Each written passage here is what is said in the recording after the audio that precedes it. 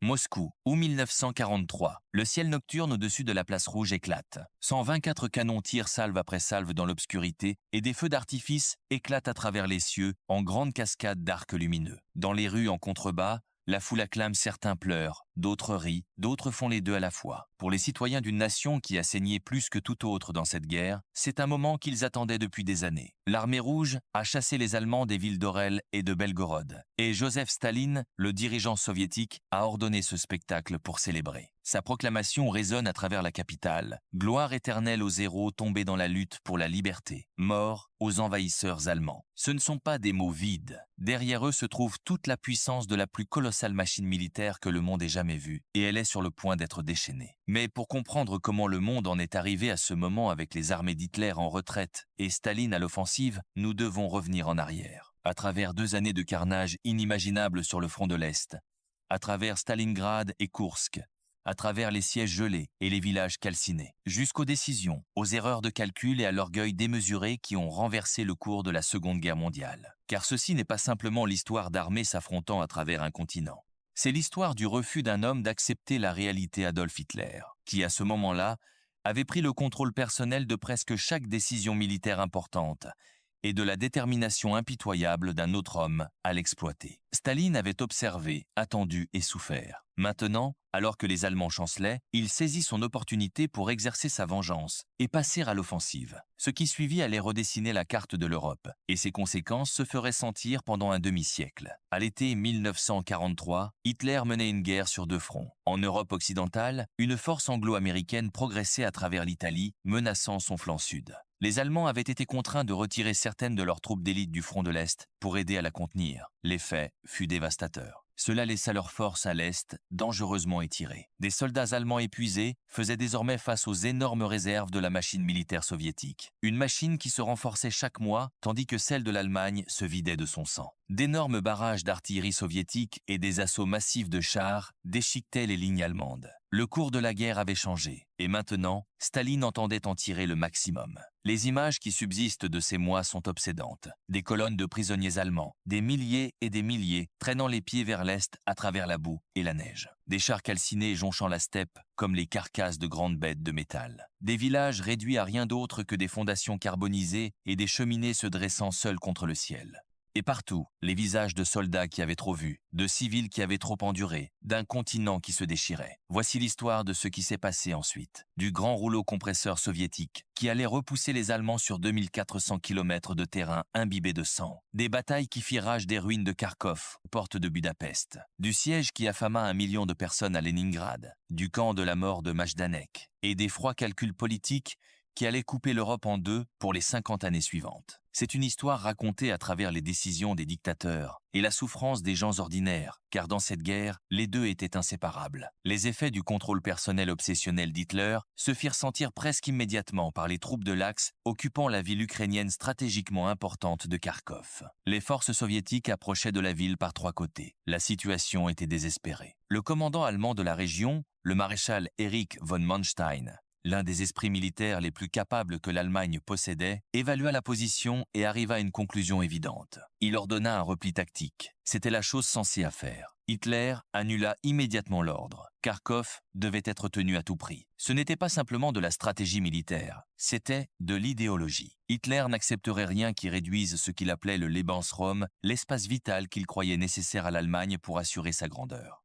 Tout aussi important, il croyait que l'Allemagne gagnerait la guerre, sinon par le nombre, du moins par la seule force de la volonté. C'était une conviction qui coûterait des centaines de milliers de vies, et ainsi les Allemands s'enterrèrent. Au début, cela sembla fonctionner. Pendant plusieurs jours, des assauts soviétiques répétés furent repoussés. Plus de 300 chars russes, 34, furent détruits au cours des combats. Mais l'armée rouge disposait de réserves dont l'Allemagne ne pouvait que rêver. À la fin du mois d'août 1943, les positions allemandes avaient été submergées. Finalement, Manstein défia la fureur du Führer et ordonna à ses hommes de se retirer. Ils s'échappèrent, mais de justesse. L'armée rouge entra dans les ruines de Kharkov le lendemain. Cela marqua le début d'une vaste offensive soviétique le long d'un front de 2400 km, s'étendant de Rostov au sud à Smolensk au nord. L'ampleur en était stupéfiante. À l'extrémité sud du front, près de Rostov, une percée russe menaçait d'encercler des poches de soldats allemands en Crimée. Une fois de plus, Manstein demanda l'autorisation de se replier. Tout ce qu'il obtint fut un message d'Hitler.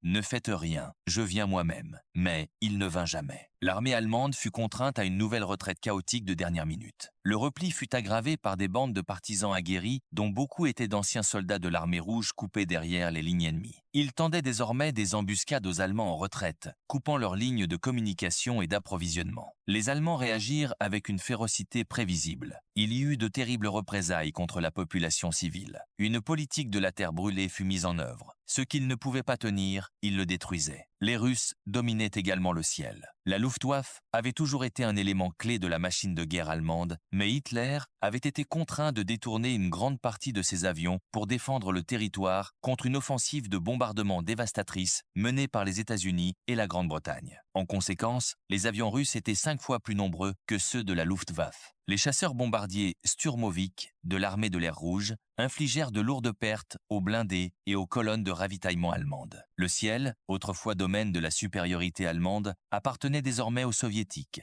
Pourtant, Hitler refusa d'envisager la défaite.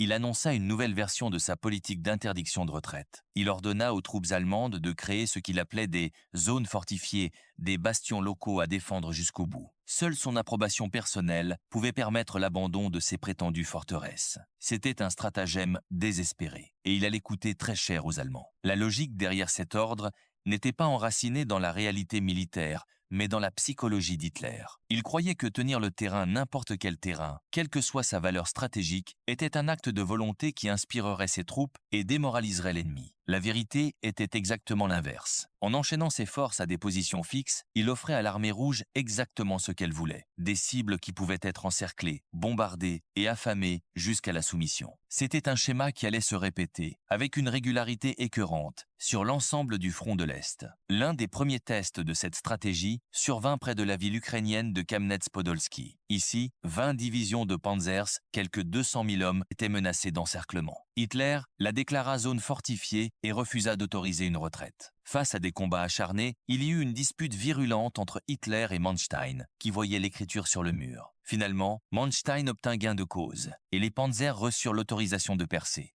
10 jours plus tard, quelques 200 000 hommes de la première armée Panzer atteignirent les lignes allemandes en sécurité, à plus de 160 km à l'ouest. Mais ils avaient perdu la plupart de leur équipement lourd et de leurs armes. Ils avaient survécu, mais ils n'étaient plus que l'ombre de ce qu'ils avaient été. À ce stade, les demandes répétées de retraite de Manstein étaient devenues insupportables pour Hitler. Le maréchal fut limogé. C'était la récompense pour avoir sauvé 200 000 hommes, la destitution par un dirigeant qui refusait d'accepter la réalité se déployant devant lui. Manstein, sans doute l'esprit opérationnel le plus brillant de l'armée allemande, passerait le reste de la guerre en retraite forcée. Son crime n'était pas l'incompétence, c'était l'honnêteté. Et à la cour d'Hitler, l'honnêteté était devenue un crime capital. Plus au sud, les Allemands tentèrent de contenir le torrent soviétique sur le Dniestre et le Boug. Ils échouèrent. Une importante force allemande fut prise derrière les lignes russes dans le port de la mer Noire d'Odessa. Début avril 1944, Hitler la déclara forteresse. Mais les troupes allemandes sur le terrain l'ignorèrent et se glissèrent hors de la ville. Quelques jours plus tard, le 10 avril, Odessa fut libérée. Les ordres d'Hitler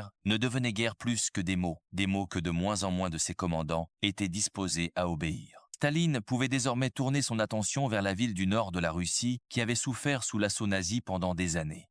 Et ce qui s'y était passé figure parmi les épisodes les plus poignants de toute la guerre. Au début de 1944, la ville de Leningrad était assiégée par les forces allemandes depuis près de 2 ans et demi. 2 ans et demi de bombardements, de famine et de morts à une échelle qui défie la compréhension. Durant le premier hiver seulement, près d'un demi-million de personnes étaient mortes de faim. Des volontaires luttaient pour éteindre les incendies et construire des défenses, mais la ville mourait lentement. En 1944, la vie à Leningrad était devenue presque insupportable. Plusieurs tentatives pour lever le siège avaient échoué. Un effort, en 1942, mena à la catastrophe, la capture de plus de 50 000 soldats de la deuxième armée de choc soviétique. Une autre tentative, en 1943, réussit à ouvrir un étroit corridor, permettant à un filet d'approvisionnement d'atteindre la ville. Mais malgré cela, tout au long de cette année, jusqu'à 20 000 personnes continuaient de mourir de froid, de maladie et de famine chaque mois. 20 000 âmes, mois après mois, dans une ville que le monde semblait avoir oubliée. En janvier 1944, cependant, alors que les Allemands battaient en retraite précipités ailleurs le long du front, Staline tourna son attention vers le sort de Leningrad. Ce mois-là, les forces soviétiques s'infiltrèrent secrètement dans la péninsule voisine, tour d'Oranienbaum. L'attaque sur les positions allemandes commença par un bombardement sauvage de 65 minutes, le genre de furie concentrée qui ébranla la terre gelée et annonça qu'un jour de jugement était arrivé. Puis les troupes russes déchirèrent les lignes allemandes prises au dépourvu. En même temps, une autre force soviétique attaqua depuis le nord-est, autour de la ville elle-même. Elles aussi percèrent les défenses allemandes. Pendant 3 jours, le commandant allemand, le maréchal Georg von Küchler, tint bon. Finalement, il demanda à Hitler la permission de se replier. Hitler, comme toujours, refusa. Küchler répliqua, disant au Führer que seul un repli rapide sauverait son armée d'un massacre. Hitler le limogea. C'était une décision devenue tristement prévisible. Tout au long de la guerre, la réponse d'Hitler aux généraux qui lui disaient la vérité était de les remplacer par des hommes qui ne le feraient pas. C'était un style de leadership qui garantissait l'échec, car la vérité, sur le front de l'Est en 1944, était uniformément mauvaise pour l'Allemagne. Limoger le messager ne changeait pas le message. Cela ne faisait qu'assurer que le prochain messager mentirait. Küchler fut remplacé par le général Walter Model, un homme connu comme le pompier d'Hitler pour sa loyauté féroce et ses convictions nazies ferventes. Mais même Model pouvait voir ce qui le regardait en face. Le danger était évident, la position intenable. Il désobéit à Hitler et retira ses forces. Après 2 ans et demi, le siège de Leningrad fut enfin levé. Près d'1 million de civils russes étaient morts. 1 million de personnes mères, pères, enfants, personnes âgées emportées par la faim, par le froid, par les obus et les bombes, dans un siège qui avait duré 872 jours. Le soulagement dans la ville fut écrasant. Mais le soulagement ne pouvait défaire ce qui avait été enduré. Il ne pouvait ramener les morts. Ceux qui survécurent portèrent les cicatrices pour le reste de leur vie. Le siège de Leningrad reste l'un des sièges les plus longs et les plus destructeurs de l'histoire moderne, un témoignage à la fois de la cruauté des assiégeants et de l'endurance stupéfiante des assiégés. Le peuple de Leningrad avaient tenu bon dans des conditions qui auraient brisé la plupart des villes sur Terre. Ils avaient mangé de la colle de papier peint, fait bouillir des ceintures de cuir et gratté la colle des joints de meubles pour se nourrir. Ils avaient enterré leurs morts dans des fosses communes gelées quand le sol était trop dur pour creuser des tombes individuelles. Et ils avaient maintenu leurs usines en marche, leur défense occupée et leur esprit intact, même alors que le monde autour d'eux s'effondrait dans la famine et la ruine. Maintenant, enfin, le cauchemar était terminé. Mais les répliques politiques ne faisaient que commencer. Les premières retombées politiques se firent sentir dans la Finlande voisine, qui s'était rangée du côté de l'Allemagne et craignait désormais une invasion soviétique. En mars 1944, une délégation finlandaise secrète arriva à Moscou pour discuter des conditions de paix. Les exigences de Staline étaient sévères. Il voulait la région de Petsamo dans l'extrême nord de la Finlande, une zone riche en nickel, un ingrédient important dans la fabrication d'alliages métalliques. Il exigea également des réparations de 600 millions de dollars. Les Finlandais refusèrent. Ils se préparèrent à une invasion soviétique. Mais la Finlande pouvait attendre. Le haut commandement soviétique, ou Stavka, comme on l'appelait, avait des affaires plus urgentes, plus au sud. Les offensives de l'armée rouge en Ukraine, à la fin de 1943, avaient piégé 120 000 soldats allemands en Crimée. Hitler, comme toujours, avait refusé de les autoriser à se replier. Ils attendaient désormais impuissants un assaut soviétique qu'ils savaient imminent. Début avril, à peine 2 mois après la levée du siège de Leningrad, il arriva.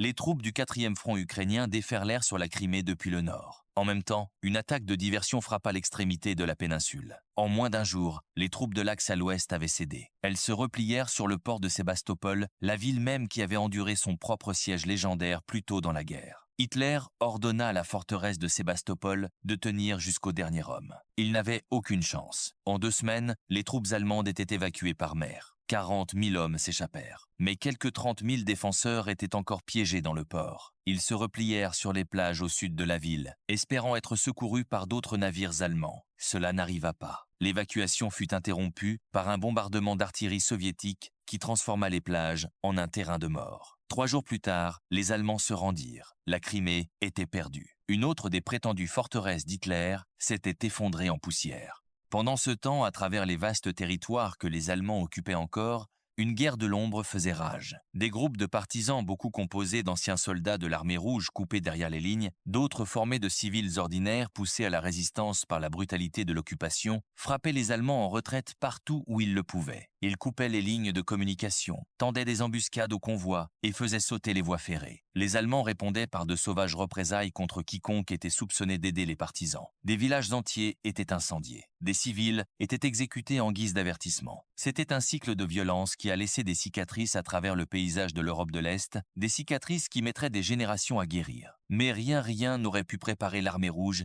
à ce qu'elle allait découvrir en progressant vers l'ouest. Le 23 juillet 1944, les forces soviétiques atteignirent le petit village polonais de Majdanek, près de Lublin. Là, elles découvrirent les premières preuves de la solution finale d'Hitler. Le camp d'extermination de Majdanek. C'était un camp conçu pour le meurtre de juifs à l'échelle industrielle. Les chambres à gaz, les crématoires, les vastes entrepôts de chaussures et de vêtements pris aux morts. Les premiers rapports soviétiques sur ce qu'ils avaient trouvé filtrèrent vers le monde. Et les alliés occidentaux les rejetèrent tout simplement. Cela semblait trop monstrueux pour être vrai. Certainement, raisonnait-on, aucune nation moderne, aussi brutale que soit son régime, n'aurait pu construire un appareil conçu uniquement dans le but du meurtre industrialisé. Mais c'était vrai, chaque mot. Les chambres à gaz étaient réelles, les crématoires étaient réels. Les montagnes d'effets personnels, lunettes, chaussures, valises, jouets d'enfants étaient réels. Et tandis que l'armée rouge poursuivait son avance vers l'ouest, elle en trouverait davantage, bien davantage. Majdanek n'était pas une aberration. C'était une partie d'un système,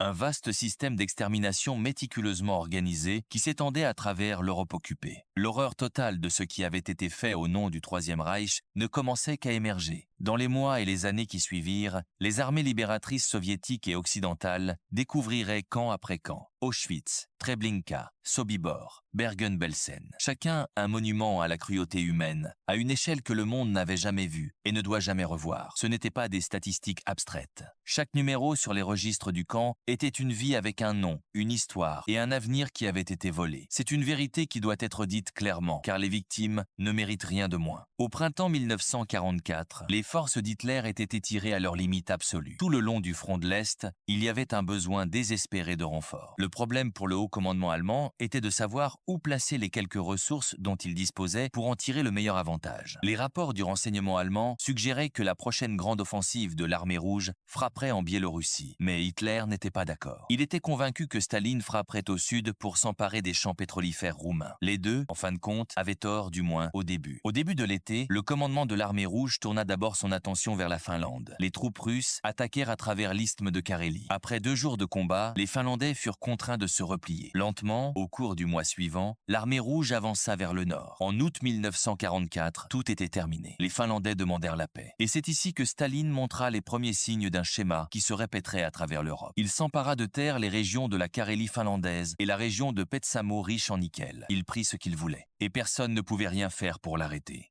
La Finlande, à son crédit, parvint à négocier la fin des hostilités tout en préservant son indépendance, le seul pays à la frontière soviétique à y parvenir. Mais cette indépendance avait un prix. Pendant les 4 décennies suivantes, la Finlande marcherait sur une corde raide diplomatique, ne défiant jamais ouvertement Moscou, sans jamais être pleinement libre. C'était un sort bien préférable à celui qui attendait les nations plus au sud, mais cela rappelait que, dans l'orbite de Staline, même survivre exigeait des compromis. Ensuite, l'attention de Staline se tourna vers le cœur du problème, l'Europe centrale. À l'été 1944, il lança ce qu'il appela l'opération Bagration, nommée d'après un héros russe des guerres napoléoniennes. Le moment était choisi avec soin, le symbole sans équivoque. À 5 heures du matin, le 22 juin, exactement 3 ans après l'invasion de l'Union soviétique par Hitler, les canons de l'armée rouge commencèrent un bombardement féroce des forces allemandes dans ce qui est aujourd'hui la Biélorussie. Et c'était précisément là où, des mois plus tôt, les rapports des services de renseignement allemands avaient averti qu'une attaque soviétique surviendrait. Mais parce que Hitler avait ignoré ces rapports, la zone était mal défendue. Ce fut une autre de ces erreurs catastrophiques. Les Allemands étaient désormais pilonnés le long d'un front de 550 km. Par endroits, les Russes utilisaient plus de 400 canons par kilomètre de ligne. La densité du feu était sans précédent pour les Allemands. Le barrage était suivi, comme toujours, d'un déferlement de chars et d'infanterie soviétique s'abattant sur ce qu'il restait des défenses allemandes. Pour aggraver les choses, les Allemands n'avaient presque aucun soutien aérien. Une grande partie de la Luftwaffe était encore mobilisée pour défendre le territoire contre l'offensive de bombardement alliée. C'est alors que l'erreur d'Hitler de mener une guerre sur deux fronts devint terriblement évidente. L'armée de l'air rouge pouvait opérer presque sans opposition. Les avions russes frappaient profondément derrière les lignes allemandes, coupant les communications et harcelant les renforts avant qu'ils n'atteignent le front. En 36 heures, les divisions blindées allemandes avaient été balayées. Environ 50 000 hommes risquaient l'encerclement dans la ville de Vitebsk, tenue par les Allemands. Hitler, comme c'était devenu la routine, refusa d'abord de les laisser se replier. Puis, quand le lendemain il céda, il était trop tard pour nombre de ses troupes. 4 jours plus tard, Vitebsk tomba. 20 000 soldats de l'Axe furent tués et 10 000 faits prisonniers. 30 000 hommes disparus parce que la permission de se replier était arrivée un jour trop tard. Plus au sud, le long du front biélorusse, le même schéma se répéta. Ville après ville tomba sous l'assaut soviétique. Hitler, désormais furieux de l'ampleur de l'effondrement, limogea son général, le maréchal Ernst Busch. Une fois encore, il fit appel à son favori, le désormais promu maréchal Walter Model. Mais cela ne changea rien. La machine était trop puissante, l'élan trop grand. La capitale régionale de Minsk était désormais à portée. 2 jours plus tard, l'armée rouge l'encercla. Plus de 100 000 soldats allemands étaient piégés dans la poche. Les forces soviétiques bombardèrent la ville sans relâche. En une semaine, les survivants allemands se rendirent. L'avance russe imparable poussa désormais vers les États baltes. La première à tomber fut la capitale lituanienne de Vilnius. À l'été 1944, l'opération Bagration avait arraché le cœur de l'armée allemande à l'Est. Plus de 300 000 soldats de l'Axe étaient morts. 150 000 avaient été faits prisonniers. C'était une catastrophe d'une ampleur qui éclipsait tout ce que les Allemands avaient subi à l'Ouest. Et pourtant, dans la mémoire populaire de la guerre, elle reste bien moins connue que le débarquement, qui avait eu lieu quelques jours seulement avant le début de Bagration. 2 offensives titanesques, lancées à quelques semaines d'intervalle, sur des côtés opposés du continent. L'étau se resserrait. La destruction du groupe d'armées, s'entrecarcer ce que Bagration accomplit, fut l'une des défaites militaires les plus complètes de l'histoire de la guerre. Des divisions entières cessèrent d'exister. Le front allemand à l'Est avait été déchiré sur une brèche de centaines de kilomètres de large. L'armée rouge s'y engouffra, avançant vers l'Ouest, à un rythme qui stupéfia même le haut commandement soviétique. En seulement 5 semaines, ils avaient avancé de plus de 500 kilomètres.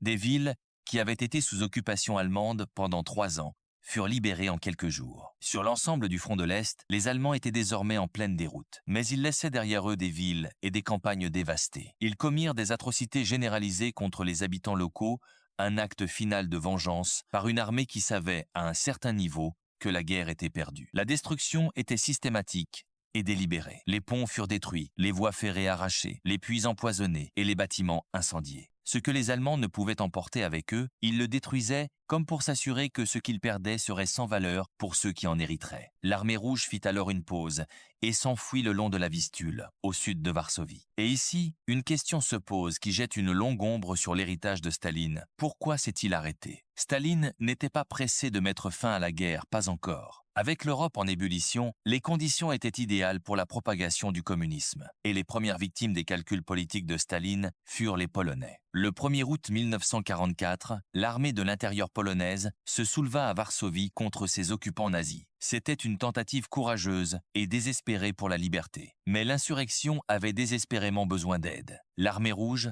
campée juste au sud le long de la Vistule, était parfaitement placée pour la fournir. Mais Staline considérait l'armée de l'intérieur polonaise comme loyale envers le gouvernement polonais en exil à Londres et hostile au communisme. Et ainsi il ferma les yeux sur le sort des combattants polonais. Ils furent écrasés avec une brutalité terrible. Pendant 63 jours, les Polonais combattirent avec un courage extraordinaire. Et pendant 63 jours, les armées de Staline observèrent depuis l'autre rive et ne firent rien. Les Allemands ne seraient finalement chassés de Pologne que lorsque l'armée russe les en expulsa en janvier 1945. L'insurrection de Varsovie fut une tragédie née d'un froid calcul politique et un présage de ce qui allait venir. La destruction de Varsovie fut presque totale. Lorsque l'insurrection prit fin, la ville avait été systématiquement démolie, non pas simplement comme une opération militaire, mais comme un acte de punition. Hitler ordonna de la raser. Et quand l'armée rouge traversa enfin la Vistule des mois plus tard, elle entra dans une ville de fantômes. La Varsovie pour laquelle les Polonais s'étaient battus et étaient morts pour la libérer avait disparu. À sa place, s'étendait un terrain vague de pierres brisées et de silence. Ce fut le début d'un plan directeur soviétique qui verrait finalement des gouvernements communistes installés dans la majeure partie de l'Europe de l'Est.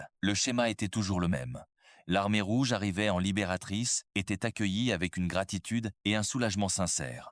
Puis, restait non pas comme invitée, mais comme maîtresse. La gratitude se transformait en ressentiment, le soulagement en une nouvelle forme de peur. Mais à ce moment-là, il serait trop tard. Au nord, des contingents de l'armée rouge continuaient de chasser les Allemands des États baltes des territoires qui seraient plus tard incorporés directement à l'Union soviétique. Près de la capitale lettonne de Riga, plus de 200 000 Allemands étaient piégés derrière les lignes russes. Hitler, toujours déterminé à conserver son Lebensraum, refusa d'envisager une retraite. Malgré tout, progressivement, les forces allemandes furent repoussées vers la côte baltique. À la mi-octobre 1944, les Allemands avaient été comprimés sur la péninsule de Courlande, à l'ouest de Riga. Ils y resteraient abandonnés pour le reste de la guerre, une armée oubliée, coupée et sans importance, attendant une reddition qui était encore à des mois. Pour les peuples baltes, les Estoniens, les Lettons, les Lituaniens, la libération des nazis n'apporta aucune libération. Ces petites nations, qui avaient connu de brèves périodes d'indépendance entre les guerres, se retrouvèrent absorbées dans l'Union soviétique. Leurs cultures furent réprimées, leurs dirigeants arrêtés ou déportés,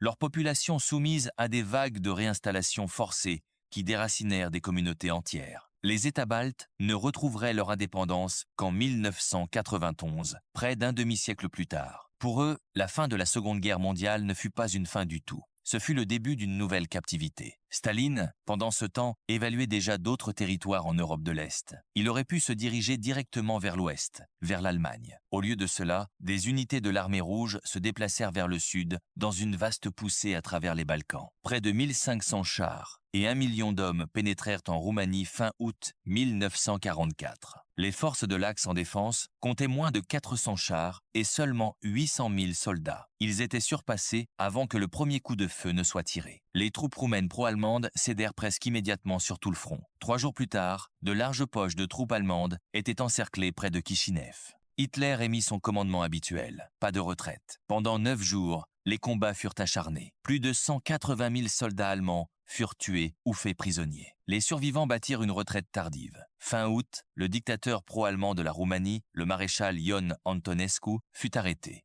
La Roumanie se rendit. À la fin du mois, l'armée rouge était à Bucarest et avait occupé les champs pétrolifères roumains stratégiquement cruciaux. Ce fut un coup porté au cœur même de la capacité de l'Allemagne à mener la guerre. Sans le pétrole roumain, les chars, les camions, les avions, tout s'arrêterait.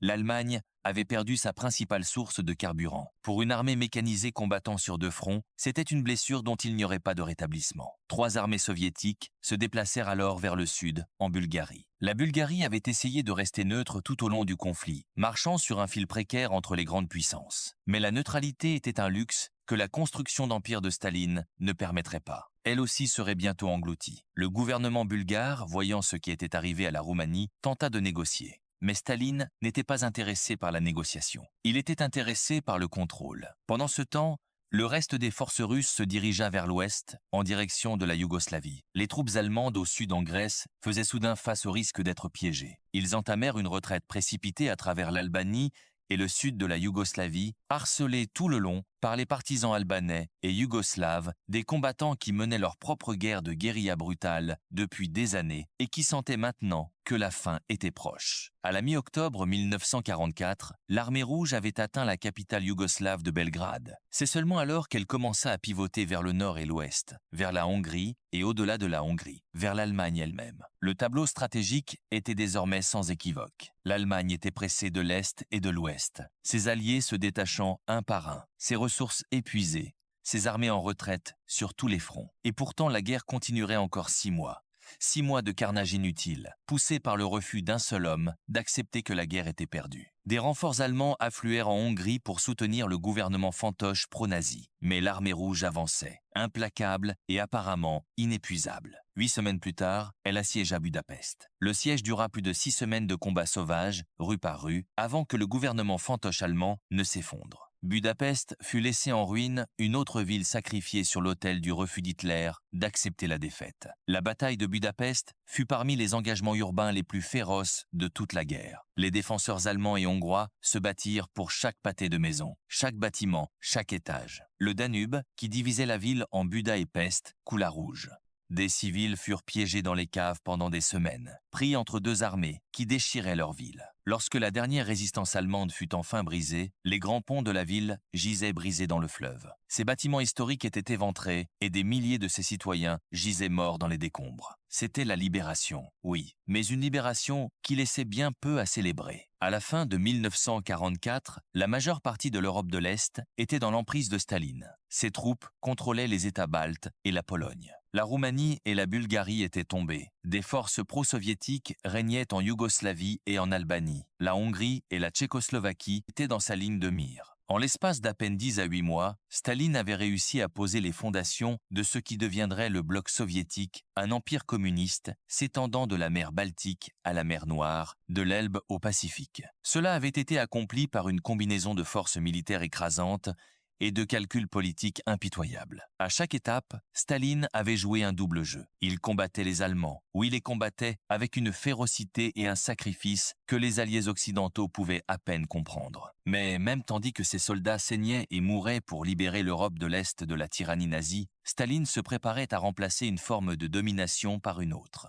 Les peuples de Pologne, de Roumanie, de Bulgarie, de Hongrie et des États baltes n'étaient pas libérés. Ils étaient transférés de l'empire d'un dictateur à celui d'un autre. Les signes avaient été là depuis le début, pour quiconque voulait les voir. La saisie du territoire finlandais, l'abandon de l'insurrection de Varsovie, l'installation de gouvernements dociles dans chaque pays traversé par l'armée rouge. Ce n'était pas la libération, c'était la conquête, sous un autre nom. Et pourtant, il serait erroné de ne voir que du cynisme dans l'avance soviétique. Les soldats de l'armée rouge ne se battaient pas, pour la plupart, pour le communisme ou pour l'empire de Staline. Ils se battaient pour leur foyer, pour leur famille, pour la survie de leur pays. Ils avaient enduré des horreurs qu'aucune armée de l'histoire n'avait jamais enduré, la famine de Leningrad, le massacre de Stalingrad, la guerre d'usure impitoyable du front de l'Est. Plus de soldats soviétiques mouraient dans cette guerre que le total des pertes militaires de toutes les autres nations alliées combinées. Leur sacrifice était réel, et il était immense. La tragédie est qu'il fut exploité par un dirigeant dont les ambitions allaient bien au-delà de la simple victoire. Pour chaque soldat de l'armée rouge qui marcha vers l'Ouest en 1944, la guerre était profondément personnelle. Nombre d'entre eux retournaient dans des terres d'où ils avaient été chassés en 1941. Ils traversaient des villages où leurs familles avaient vécu et les trouvaient vides, brûlés ou remplis de preuves d'atrocités. Ils libéraient des villes où la population civile les accueillait avec des larmes de soulagement, pressant du pain et des fleurs dans les mains d'hommes qui n'avaient pas connu la gentillesse depuis des années. Et ils combattaient avec une fureur née non pas de l'idéologie, mais du chagrin. Le front de l'Est n'était pas une abstraction pour ces hommes. C'était le sol où leurs frères étaient tombés, où leur foyer avait été détruit, où tout ce qu'ils aimaient avait été menacé d'anéantissement. Cette dimension personnelle, la rage et la tristesse, et la détermination désespérée, donna à l'avance soviétique une intensité émotionnelle qu'aucune analyse stratégique ne peut pleinement saisir. Pendant ce temps, dans le nord-ouest du pays, les Allemands occupaient encore une grande partie de ce qui est aujourd'hui la Biélorussie. Mais l'armée rouge avait saisi un vaste saillant de territoire, s'enfonçant profondément en Pologne et en Roumanie. Les Allemands étaient désormais contraints de défendre un front de 2200 km. Ils étaient dangereusement étirés. La logique militaire criait qu'il était temps de se replier vers des positions défensives plus gérables. Mais Hitler, toujours obsédé par le gain territorial, refusa d'autoriser tout nouveau repli. L'armée allemande continuerait de payer un prix dévastateur pour l'ingérence constante et les ambitions irréalistes de son Führer. La guerre sur le front de l'Est était, à tous égards, le théâtre central de la Seconde Guerre mondiale. C'est là que la grande majorité de la puissance militaire allemande fut déployée, engagée et finalement détruite. C'est là que les plus grandes batailles de la guerre furent livrées, que les pertes les plus lourdes furent subies et que les décisions stratégiques les plus lourdes de conséquences furent prises. Et c'est ici, dans les vastes espaces entre la Volga et la Vistule, que la forme de l'Europe d'après-guerre fut déterminée non pas aux tables de conférence de Yalta ou de Potsdam, mais dans la boue, le sang et la neige du front de l'Est. Les alliés occidentaux, la Grande-Bretagne et l'Amérique libéreraient la France, la Belgique, les Pays-Bas et finalement l'ouest de l'Allemagne. Mais le territoire qu'ils reconquirent n'était qu'une fraction de ce que l'armée rouge conquit. De la Baltique aux Balkans, de Varsovie à Budapest. Ce furent les bottes soviétiques sur le terrain qui déterminèrent qui gouvernerait. Et partout où ces bottes marchèrent, des gouvernements communistes suivirent des gouvernements loyaux, non pas envers les peuples qu'ils gouvernaient, mais envers Moscou. Des élections furent organisées, mais les résultats n'étaient jamais en doute. Les dirigeants de l'opposition furent arrêtés, exilés ou disparurent tout simplement. La presse libre fut muselée. Des réseaux de police secrètes furent établis. Un rideau de fer et d'idéologie descendit à travers le continent et il ne serait pas levé pendant près d'un demi-siècle. C'était le paradoxe du front de l'Est. La guerre qui détruisit la tyrannie nazie permit aussi la tyrannie soviétique. Les soldats qui libérèrent les camps de la mort posèrent aussi souvent sans le savoir les fondations du goulag. La victoire qui sauva l'Europe la divisa aussi. Et les hommes et les femmes qui combattirent et moururent pour cette victoire n'auraient aucun mot à dire sur ce qui serait construit sur leur sacrifice. Ils pouvaient désormais enfin se tourner vers l'Allemagne. Rémé à l'ouest, les forces alliées approchaient aussi de la frontière allemande. La course pour être les premiers à prendre Berlin était lancée. Cette course et les terribles batailles finales qu'elle apporterait est une histoire pour une autre fois. Mais alors que nous faisons une pause au seuil de 1945, il vaut la peine de faire le bilan de ce qui avait déjà été perdu. Le front de l'Est était, à tout point de vue, le théâtre de guerre le plus destructeur de l'histoire humaine. Les chiffres sont presque trop grands à appréhender. Des millions de soldats tués des deux côtés, des millions d'autres blessés ou faits prisonniers. Et pris entre les deux, les populations civiles d'une douzaine de pays affamées, bombardées, massacrées, déportées et soumises à des atrocités qui hanteraient la conscience du monde pendant des générations. Près d'1 million de civils moururent rien qu'à Leningrad dans un siège qui dura 2 ans et demi. Des centaines de milliers d'autres périrent dans les combats pour Kharkov, pour Minsk, pour Varsovie, pour Budapest. Et au-delà des champs de bataille, dans les camps de la mort que l'armée rouge commençait seulement à découvrir, des millions de juifs et d'autres victimes du génocide nazi gisaient assassinés. Majdanek n'était que la première de nombreuses découvertes de ce type. Le bilan complet restait à venir. Les soldats qui combattirent cette guerre des deux côtés étaient, dans bien des cas, des gens ordinaires projetés dans des circonstances extraordinaires. Le jeune conscrit d'un village biélorusse qui se retrouva à conduire un 34 contre une position fortifiée allemande.